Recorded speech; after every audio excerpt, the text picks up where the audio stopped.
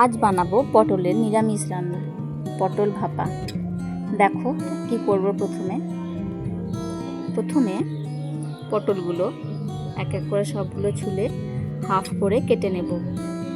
তারপর একটা পাত্রে পোস্ত, সর্ষে আর একটা কাঁচা লঙ্কা দিয়ে দেব।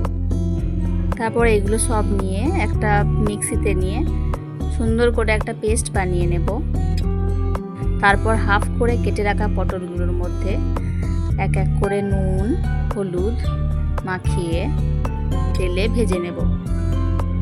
এরপর ভাজা পটলগুলো একটা টিফিনের মধ্যে নিয়ে ওই পেস্ট নিয়ে একসঙ্গে মিশিয়ে নেব।